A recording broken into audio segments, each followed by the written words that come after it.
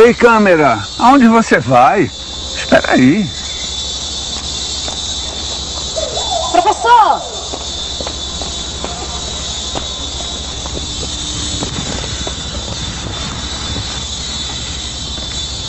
Esta é a casa do antigo engenho dos irmãos. Ela estava arruinada quando Gilberto Freire a comprou em 1940. Ele mandou reformá-la. Passou a ser a vivenda de Santo Antônio de Apipucos. Aqui ele queria concluir a obra iniciada com Casagrande e Senzala. Uma obra escrita na casa de seu irmão Ulisses, continuada com sobrados e mucambos na casa de seus pais. Mas aqui ele encontrou as condições ideais para concluir a história da sociedade patriarcal no Brasil.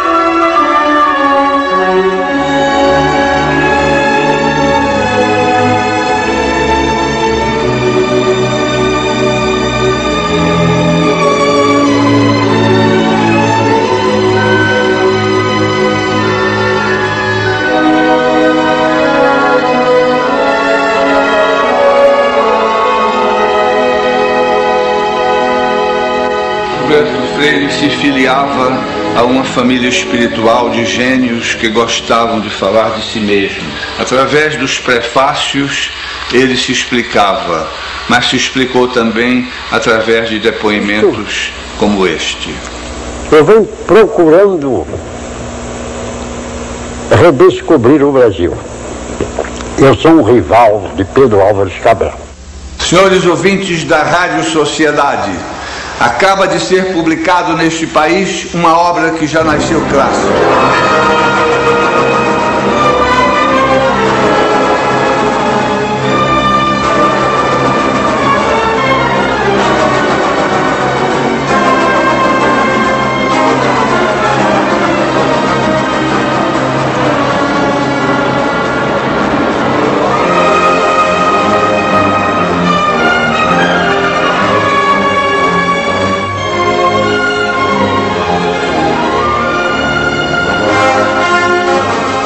Todo este sucesso, como Gilberto Freire era um pernambucano relativamente pouco conhecido no Rio de Janeiro e em São Paulo, fez com que perguntassem: quem é esse Gilberto Freire? Pois bem, Gilberto Freire nasceu no Recife em 15 de março de 1900. Era filho do Dr. Alfredo Freire, professor catedrático de Economia Política na Faculdade de Direito do Recife, e de Dona Francisca de Melo Freire, de tradicional família pernambucana. Aqui vemos Gilberto Freire aos 6 anos de idade, ao lado do seu querido irmão Ulisses, um ano mais velho do que ele. Desde menino, Gilberto Freire revelou-se um desenhista compulsivo. Não queria aprender a ler e a escrever. A família já pensava que eu era um retardado mental. Até que o professor de inglês, descobriu, através dos meus desenhos e das minhas pinturas de criança, eu ia já por quase 8 anos analfabeto, que eu não era propriamente um retardado mental. Aí aparece Mr. Williams, um inglês de vastos bigodes, que alfabetizou Gilberto Freire na língua inglesa.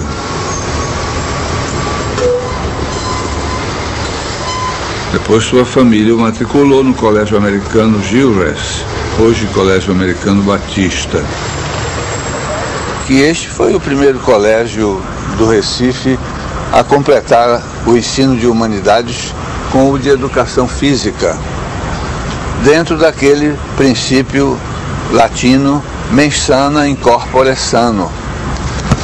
Gilberto Freire já chegou ao colégio sabendo latim e passou logo a dar aulas para pagar os seus estudos.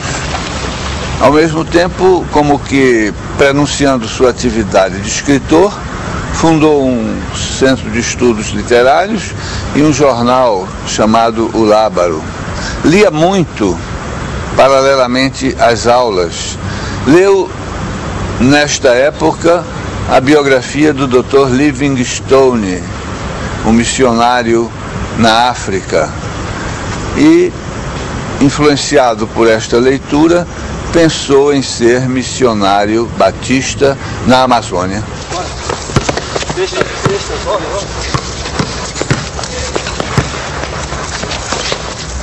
O ideal de ser missionário batista levou Gilberto Freire a declarar-se cristão evangélico formalmente. Chegou a pregar na Igreja Batista da Capunga e lia o Evangelho para os pobres dos mucambos do Recife. Ele só desistiu quando aluno de uma universidade batista no Texas, a Universidade de Baylor. Ao verificar a conivência dos batistas com o racismo, ao verificar também o aburguesamento das seitas protestantes, ele decepcionou-se e perdeu esse ideal de ser missionário batista. Também o contato dele com o historiador Oliveira Lima, que morava nos Estados Unidos, contribuiu para que ele começasse a se aproximar da Igreja Católica, ao ver a importância da Igreja na formação do Brasil.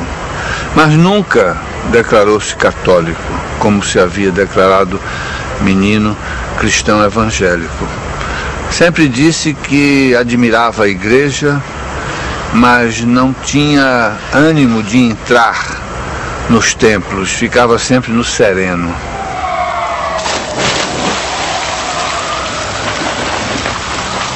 Pode-se dizer que a decepção que Gilberto teve em Baylor foi compensada por professores muito bons que a universidade mantinha. Um deles merece destaque, o professor Joseph Armstrong. Ensinava literatura comparada. Ele ficou muito impressionado com os primeiros trabalhos escolares de Gilberto Freire, achou que ele se exprimia em inglês muito bem e que ele poderia ser um escritor em língua inglesa, repetindo o caso de Joseph Conrad, que, tendo nascido na Polônia, tornou-se escritor em língua inglesa. Gilberto Freire resistiu, porque dizia, anotou em seu diário: se hei de me tornar escritor, será em minha língua materna. Em 1920, Gilberto Freire chega em Nova York para matricular-se no curso de Ciências Políticas e Sociais da Universidade de Colômbia.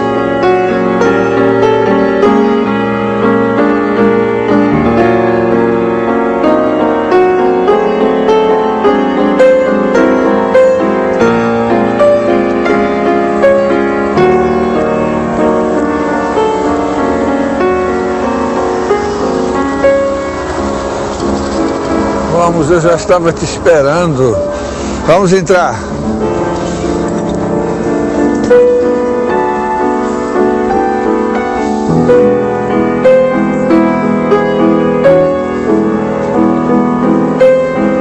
Gilberto Freire veio encontrar em Colômbia uma universidade cosmopolita. E aí começa o paradoxo, porque aqui numa universidade cosmopolita ele começou a descobrir o Brasil, porque ele percebeu que estudantes indianos sabiam o que é ser indiano, estudantes chineses sabiam o que é ser chinês, estudantes japoneses sabiam o que é ser japonês, estudantes poloneses sabiam o que é ser polonês, etc.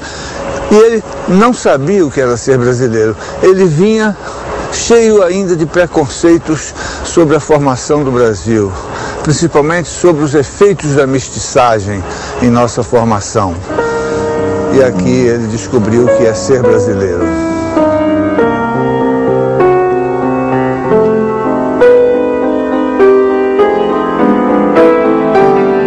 E aqui em Colômbia, uma constelação de professores de grande conceito internacional. Agora, o maior de todos os seus mestres foi, como ele próprio proclamou, o antropólogo Franz Boas.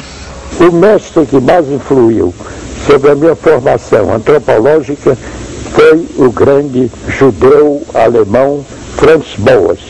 Mas ele aprendeu com Boas a distinção fundamental entre raça e cultura, e foi sobre esta distinção que se baseou todo o livro Casagrande Senzala.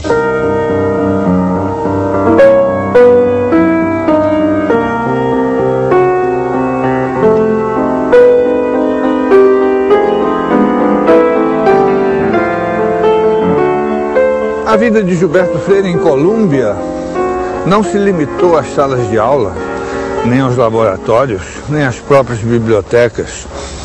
Ele teve aqui uma imensa variedade de contatos com escritores como o grande poeta Rachel Lindsay, como a já sua amiga de Baylor, Amy Lowell. Quis ver como se matam os bois nos grandes matadouros da Armour e da Swift. Quis ver como se imprime o New York Times. Foi ao Harlem para ver como viviam os negros. Enfim, ele procurou conhecer a vida em todos os seus detalhes, em todos os seus aspectos. Para obter o grau de mestre, Gilberto Freire tinha de apresentar à universidade uma dissertação. E qual foi o assunto que ele escolheu para essa dissertação? O Brasil. A vida social no Brasil em meados do século XIX. Ele usa nessa dissertação conversas que ele tinha com sua avó materna, que ele falava dos bons velhos tempos. Ele queria penetrar na intimidade da alma brasileira.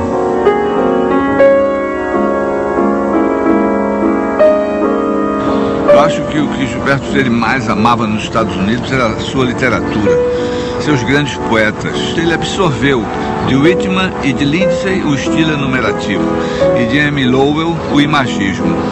Quando conheceu a Bahia, poucos anos depois, 1926, ele ficou deslumbrado com aquela mistura de coisas que se adaptava bem ao estilo enumerativo de Whitman e de Lindsay e ao imagismo de Amy Lowell, que ele utilizou a vida inteira. Escreveu esse longo poema, Bahia de Todos os Santos e de quase todos os pecados. Igrejas gordas, as de Pernambuco são mais magras. Toda a Bahia é uma maternal cidade gorda, como se dos ventres empinados de seus montes, dos quais saíram tantas cidades do Brasil, ainda outras estivessem para sair. Ar mole, oleoso, cheiro de comida, cheiro de incenso, cheiro de mulata, bafos quentes de sacristias e cozinhas, panelas fervendo, temperos ardendo, o Santíssimo Sacramento se elevando, mulheres parindo, remédios contra a sífilis e letreiros como este: louvado seja nosso Senhor Jesus Cristo, para sempre. Amém. O padre reprimido que há em mim se exalta diante de ti, Bahia, e perdoa tuas superstições, teu comércio de medidas de Nossas Senhoras e de Nossos Senhores do Bonfim, e vê nos ventres dos teus montes e tuas mulatas, conservadores da fé, uma vez entregue aos santos, multiplicadores de cidades cristãs e de criaturas de Deus. Pés dançando nas sandálias sem meia, cabeções enfeitados de ronda, estrelas marinhas de prata, tetéas de ouro, balangandãs, ranger de camas de lona, corpos fervendo, suando de gozo, comunhão, missa das 6, Bahia de Todos os Santos, Salvador, São Salvador. Um dia voltarei com vagar, ao teu seio moreno brasileiro, às tuas igrejas, aos teus tabuleiros escancarados em X. Este X é o futuro do Brasil. I do believe that we shall overcome someday. We shall live in peace. We shall live in peace. We shall live in peace someday.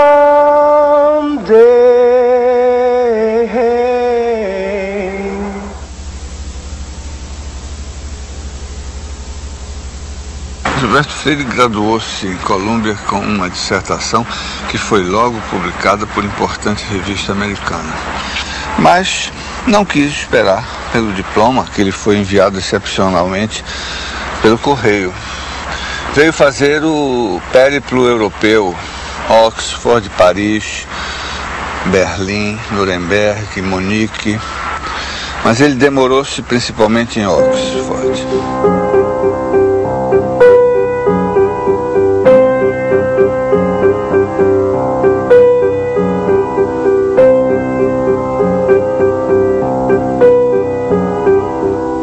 De Oxford veio para Coimbra, aqui onde se formaram os doutores em leis que prepararam a epopeia dos descobrimentos, a grande obra de administração no trópico difícil, trópico violento, agreste.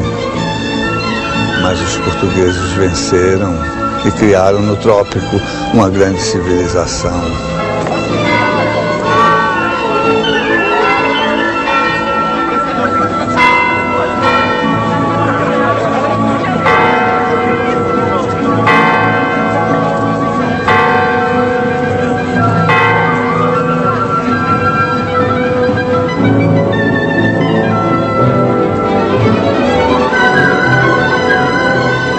Devo dizer que a readaptação ao Brasil que eu deixara com as meninas e ao qual voltava ao bem feito, foi uma readaptação difícil, dificílima até.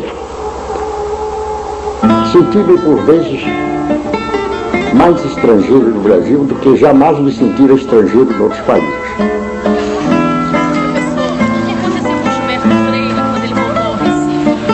Foi um verdadeiro choque cultural. Ele tinha vivido 5 anos nos centros mais sofisticados dos Estados Unidos e da Europa. Queria encontrar o seu Recife, o Recife de sua infância e primeira mocidade. E ele encontrou uma cidade falsamente moderna. Derrubaram as árvores, derrubaram as igrejas antigas. Ele entrou em choque com a burguesia da época, que aprovava toda essa macaqueação da Europa e dos Estados Unidos.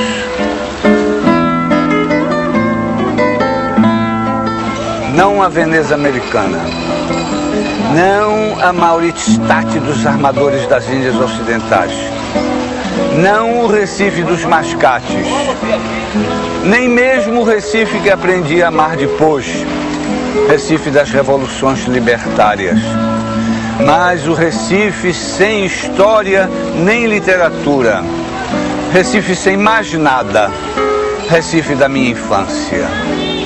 Rua da União, como eram lindos os nomes das ruas da minha infância. Rua do Sol, tenho medo que hoje se chame do doutor fulano de tal. A vida não me chegava pelos jornais nem pelos livros, vinha pela boca do povo, na língua errada do povo, língua certa do povo. Porque ele é que fala gostoso o português do Brasil. Recife, Rua da União, a casa de meu avô. Nunca pensei que ela acabasse. Tudo lá parecia impregnado de eternidade. Recife, meu avô morto. Recife morto. Recife brasileiro como a casa de meu avô.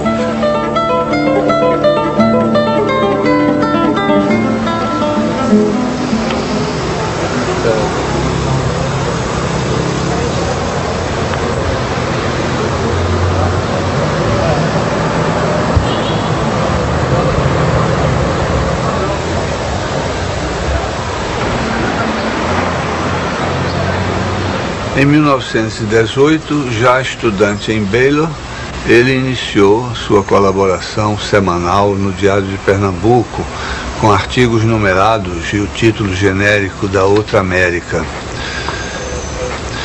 Em Nova York, estudante em Columbia, continuou essa colaboração semanal. Regressando ao Brasil, em 1923, o jornal o convidou para organizar as comemorações do centenário, que consistiram em diferentes eventos, baile, banquete, há fotografias da fachada deste jornal toda iluminada, mas o evento principal foi a publicação desta obra coletiva intitulada Livro do Nordeste.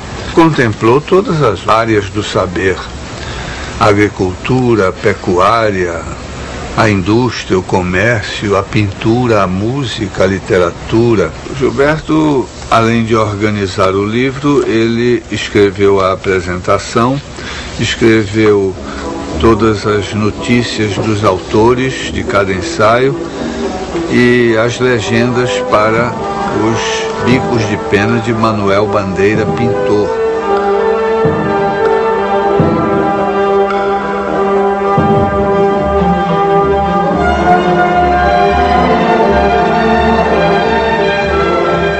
Boa noite. Para defender as tradições de sua região, Gilberto Freire funda em 1924 o Centro Regionalista do Nordeste, cujas atividades foram coroadas 2 anos depois com a realização do primeiro Congresso Brasileiro de Regionalismo. É pena, contudo, que toda esta tradição esteja em declínio. A nova geração de moças já não tem mais tanto gosto pelo livro de receitas de família, que é a verdadeira leitura para mulheres, além dos livros de missa. Um jovem de 26 anos apontava novos caminhos para o Brasil, ensinava-nos a pensar de modo regional, a administrar-se regionalmente. Era uma vitória que levou o governador do estado, Estácio de Albuquerque Coimbra, a convidá-lo para ser oficial de gabinete.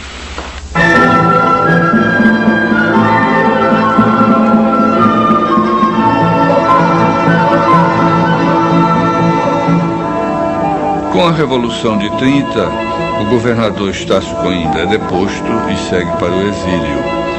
Gilberto Freire o acompanha por pura solidariedade ao amigo.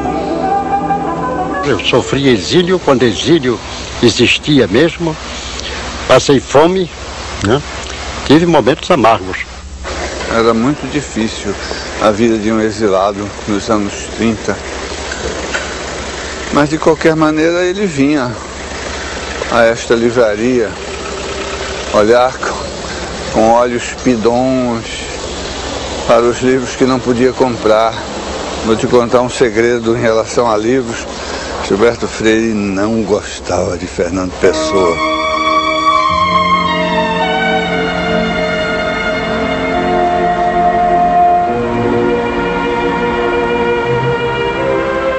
Leite de Vasconcelos foi sem dúvida o maior dos etnólogos portugueses. Para estudar o caráter do colonizador português, Gilberto Freire teve naturalmente que fazer consultas na grande obra deixada por este mestre.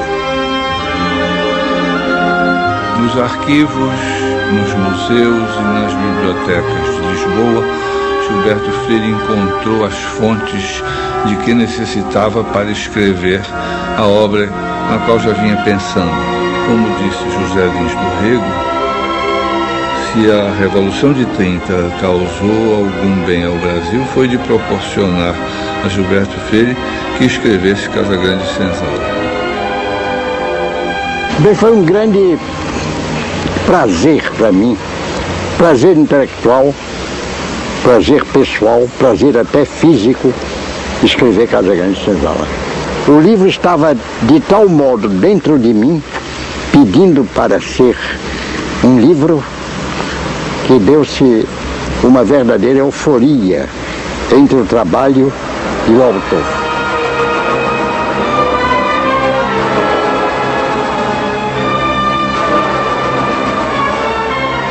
Casagrande Senzala, grande livro que fala dessa nossa leseira brasileira.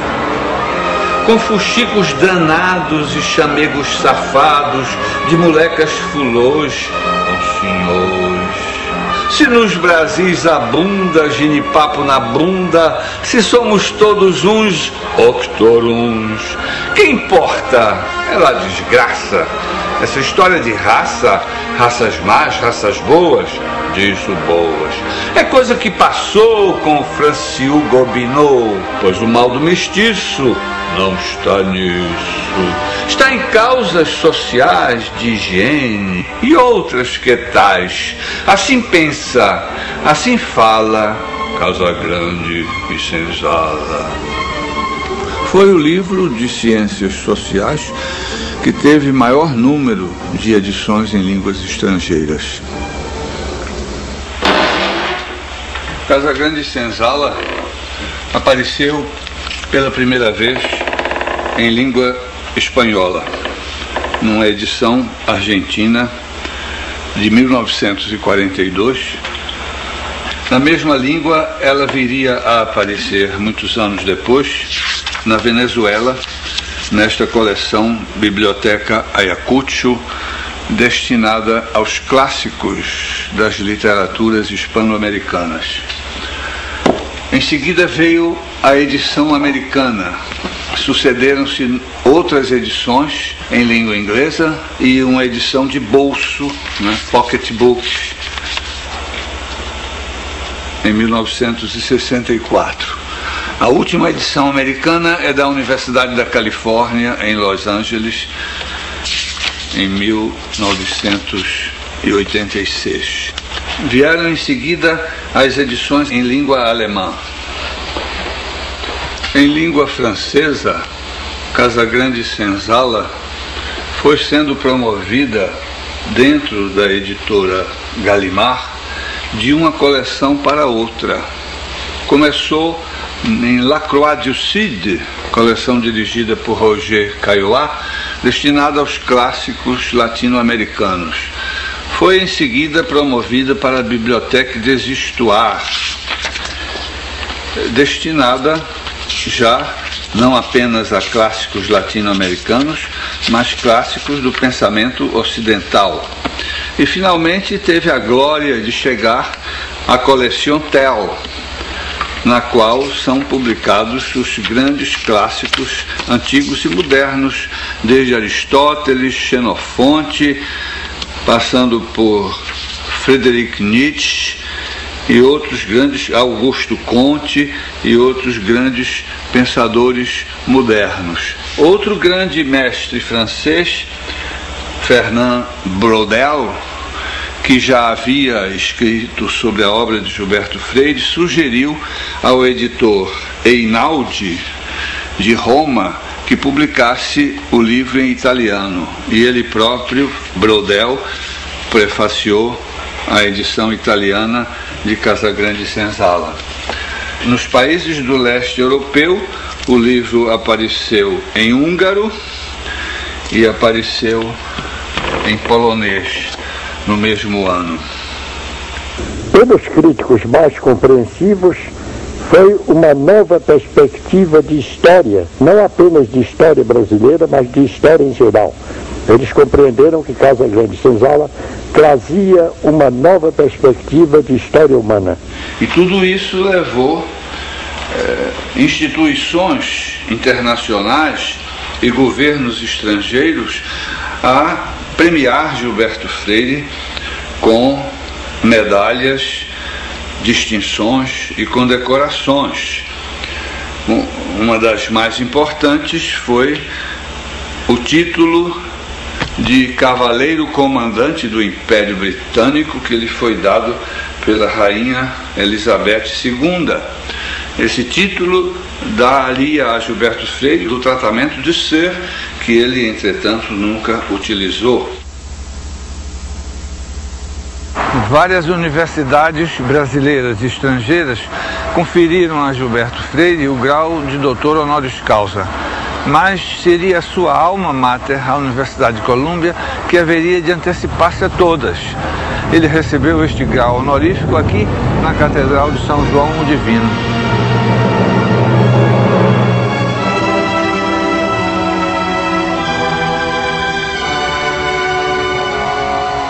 Imagino Gilberto Freire entrando nesta sala para receber o grau de doutor honoris causa por Coimbra.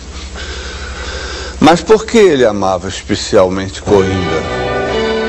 Porque aqui haviam estudado grandes brasileiros, como José Bonifácio, o patriarca da nossa independência.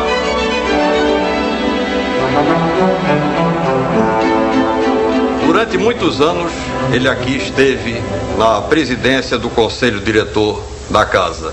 Nesta mesa, sentado nesta cadeira, por muitos anos, teve as suas atividades e aqui recebia as pessoas que os visitavam, desde crianças até reis, rainhas, presidente da República. Com esta sala, homenageamos Gilberto Freire, dando o seu nome. Esta é a Sala Gilberto Freire.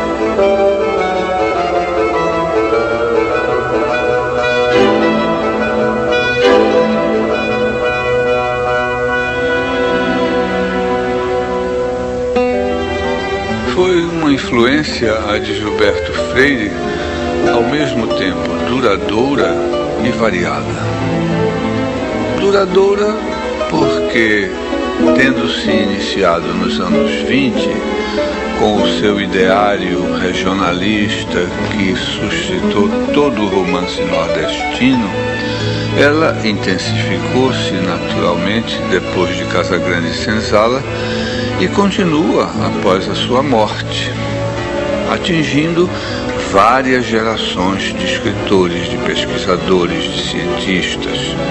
Tematicamente variada porque não atingiu apenas os escritores literários, mas não só escritores literários, os cientistas sociais, naturalmente, que era uma de suas especializações, antropólogos, sociólogos, economistas, psicólogos, pintores. A influência na música, certa música de Villa-Lobos, o próprio gênio confessava que foi despertado para assuntos brasileiros por Gilberto Freire. Veio depois a organização do Congresso de Estudos Afro-Brasileiros. Eram estudos que estavam dispersos e ele os reuniu em 1934 num congresso de grande repercussão, inclusive internacional. Ele foi um pioneiro também na reabilitação dos terreiros afro-brasileiros que antes dele eram perseguidos pela polícia.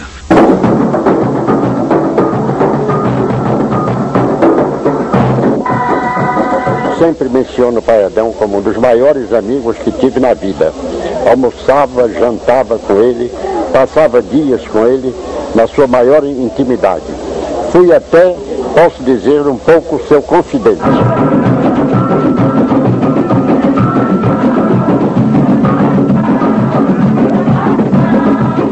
O lusotropicalismo é um conceito que está embutido em Casagrande e Senzala. Quando Gilberto Freire diz, logo no primeiro capítulo, que ao iniciar-se a colonização portuguesa no Brasil, em 1530, já foi depois dos portugueses terem demonstrado em outras áreas tropicais sua aptidão para a colonização de terras tropicais. Agora, o conceito só foi explicitado depois que ele fez a viagem pelo então chamado ultramar português, pelas províncias ultramarinas. Lembra do Mundo que o Português Criou? Foi um livro de Gilberto Freire, você leu, prefaciado pelo grande ensaísta português Antônio Sérgio. Pois aqui está o registro da presença portuguesa no mundo. Se mais mundo houvera, lá eles chegariam, como disse Camões. Aqui também deve estar registrada a viagem que o próprio Gilberto Freire fez em 1951 às então chamadas províncias ultramarinas. Lá, não me lembro se foi em Angola ou em Moçambique, ele transou com uma africana bonita. Quando Madalena soube, não gostou, mas ele disse: não, Madalena, foi um simples experimento sociológico.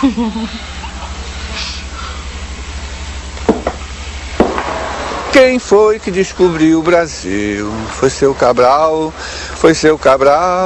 no dia 21 de abril, 2 meses depois do Carnaval. Nós aprendemos no colégio que o Brasil foi descoberto por acaso. Que grande mentira! A ciência náutica portuguesa sabia muito bem que estava preparando a epopeia dos descobrimentos.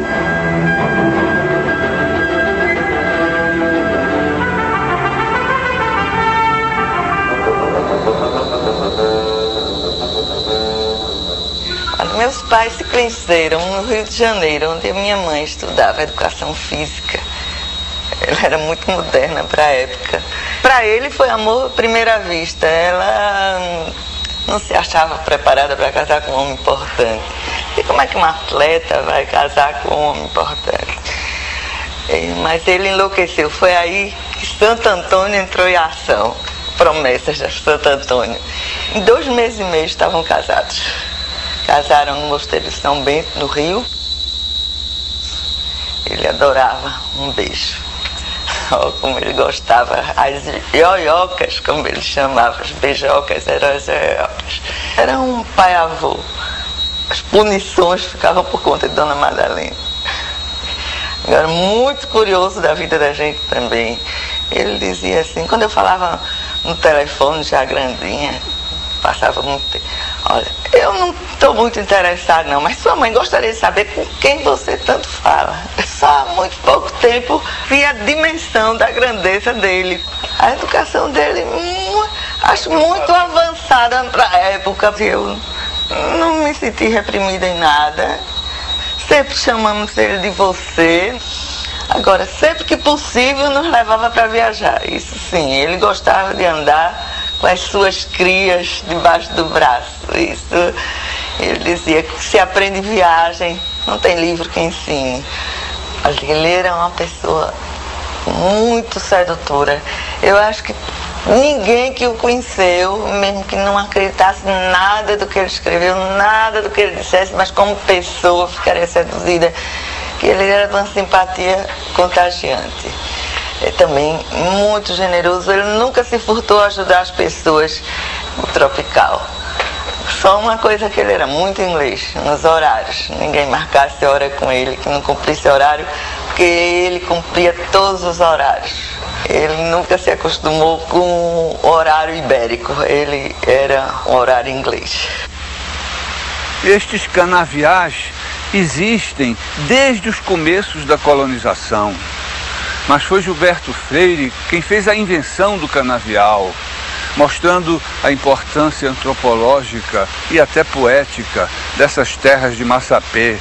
Em seu livro Nordeste, de 1937, ele cantou essas terras. Ele dizia: é a terra preta e melada que se agarra aos homens com modos de garanhona, mas ao mesmo tempo parece sentir gosto em ser pisada pelo homem, pelas patas dos bois e pelas rodas de um cabriolé que saia de uma estação da estrada de ferro e vá até um engenho de fogo morto. Depois vieram, na onda aberta por Gilberto Freire, vieram os poetas, como Ascenso Ferreira, Meu Deus, já deixamos a praia tão longe, no entanto avistamos bem perto outro mar. Danou-se, se move, se arqueia, faz onda, qual nada é um partido de cana já bom de cortar. Um dos maiores amigos de Gilberto Freire foi o compositor Villa-Lobos. Os dois planejaram fazer um balé inspirado nos canaviais e no célebre bandido Cabeleira. Fecha a porta rosa, Cabeleira vem, matando mulheres, meninos também. Quando me prenderam no canaviar, cada pé de cana era um oficial. O balé ia mostrar bailarinos com roupas verdes colantes, imitando o vento no canavial, e de vez em quando surgia a figura sinistra do Cabeleira. Uau! Gostei.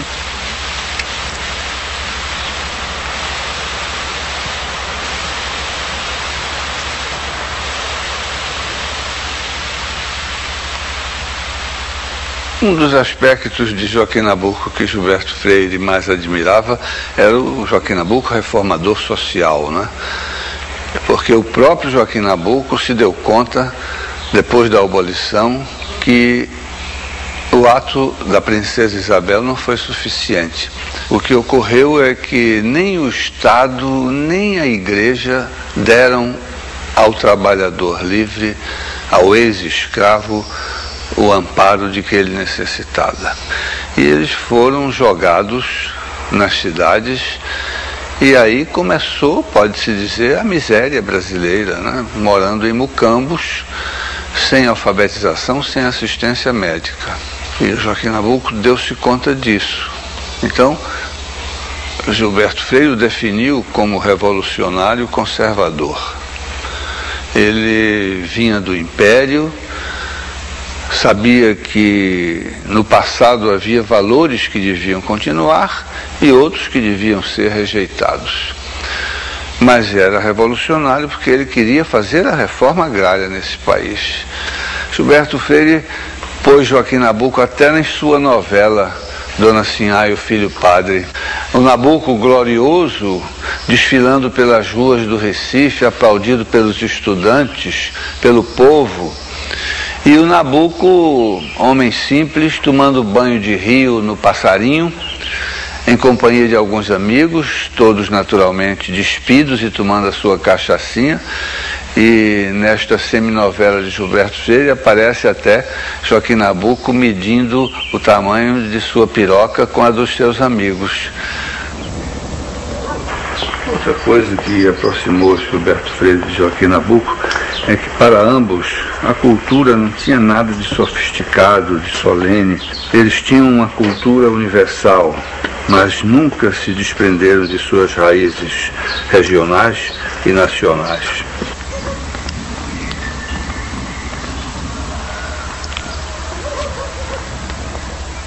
Um dia em Apipucos, eu vi uma senhora dizer a Gilberto Freire: alguém me disse que você é comunista. Ele disse: já sei, foi um padre jesuíta. E ela disse: ô Gilberto, não seja mal, foi uma senhora que me disse. Pois foi uma senhora que confessou com um jesuíta. Isso mostra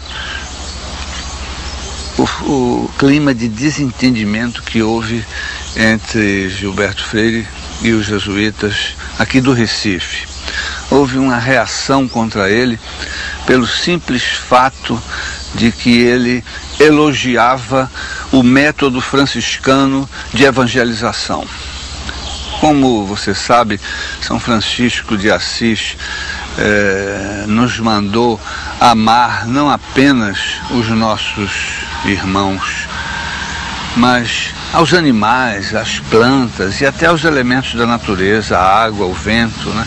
E os franciscanos seguem essa tradição, que é, no fundo, uma antecipação da ecologia, da defesa do meio ambiente. E Gilberto Freire sempre defendeu isso.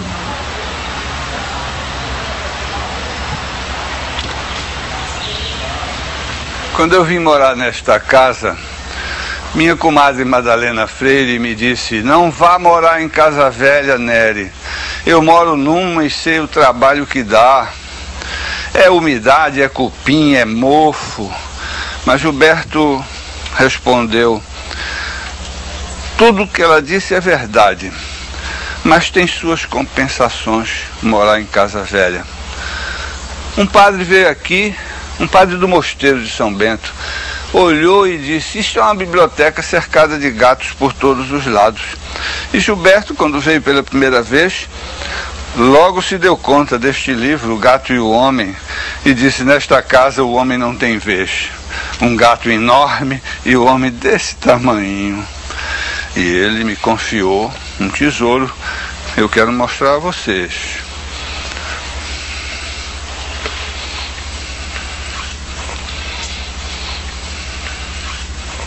Olha que tesouro Gilberto me confiou. Ele me entregou este envelope. É impressionante como Gilberto Freire conseguiu escrever uma obra das proporções de Casagrande Senzala com notas, com anotações tão anárquicas, em papéis os mais variados, blocos de notas, cartões, pedaços de telegramas, papel de carta dos hotéis por onde ia passando, uma variedade enorme de documentação assistemática. Ele era um desordenado, um anárquico, e conseguiu escrever uma obra renovadora e profunda como Casagrande Senzala.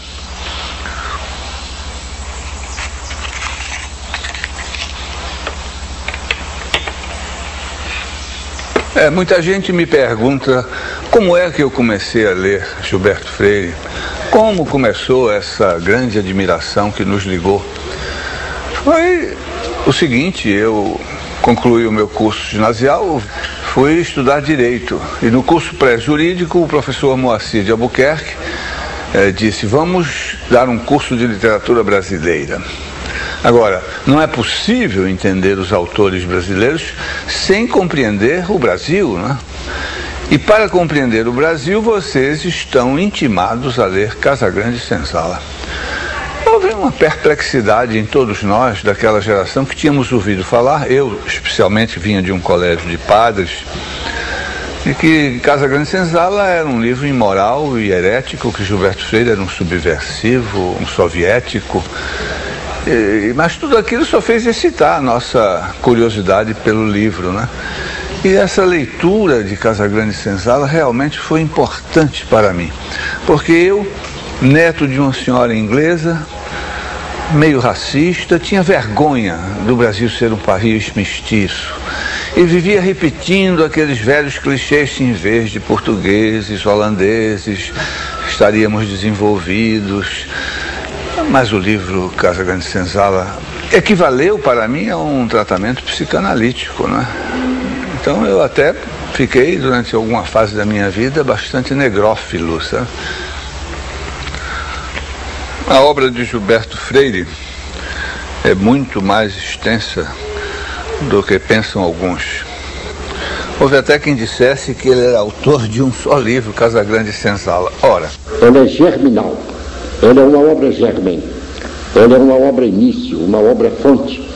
Casagrande Senzala é o primeiro tomo de uma introdução à história da sociedade patriarcal no Brasil, que foi continuada por Sobrados e Mucambos, por Ordem e Progresso, e seria concluída com o livro Jazigos e Covas Rasas, para o qual ele reuniu uma vasta documentação, mas não chegou a escrever. Esse trabalho, já rascunhado por mim, já escrito por mim, foi roubado.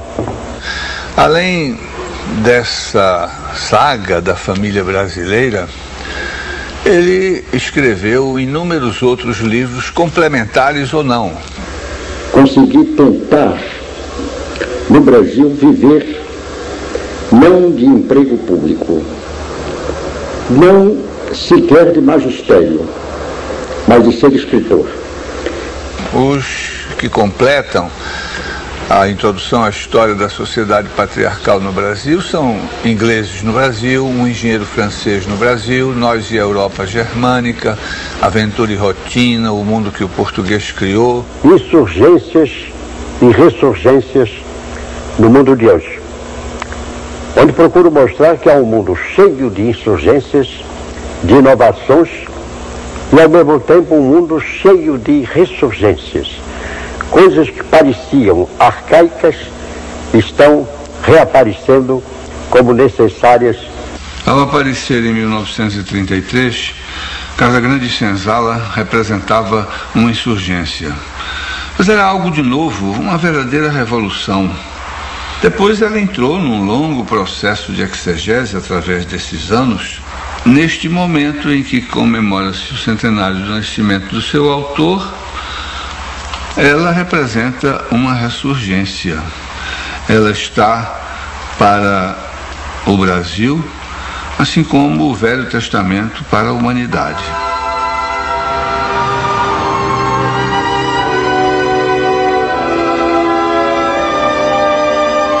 A maior recordação que tenho de meu avô eram os passeios que se fazia nos finais de semana aqui nesse sítio, onde ele contava pra gente um pouco da história da chegada de todas essas plantas pro Brasil, com muito carinho, com muita humanidade e com muita preocupação. Mostrava pra gente a necessidade de se preservar, a necessidade de cuidar do meio ambiente, a necessidade de interagir, e que apesar das grandes diferenças nas idades, era uma criança como nós. 80 anos de um lado, 10 anos do outro. É uma coisa muito forte, uma lembrança ainda muito próxima.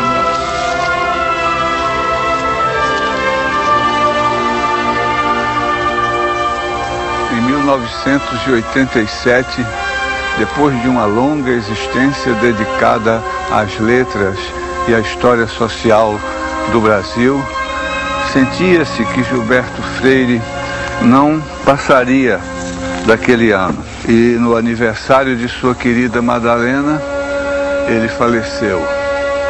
Antes, porém, ele pediu para receber os sacramentos da igreja. Sempre contraditório, porque a vida inteira definiu-se como acatólico, mas naqueles momentos que ele sabia que eram os últimos, veio aqui o abade de Olinda, Dom Basílio Penido, e lhe administrou o sacramento dos enfermos e o sacramento da Eucaristia. E Gilberto Freire aqui está reverenciado neste memorial. Em Heidelberg, pensando na morte, ele escreveu estes versos. Penso no alemão que chamou a morte de doce morte e disse: vem, doce morte. Eu não chamo a morte de doce. Sei que ela é amarga, o amargor das raízes. O que eu peço à amarga morte, que ela venha docemente.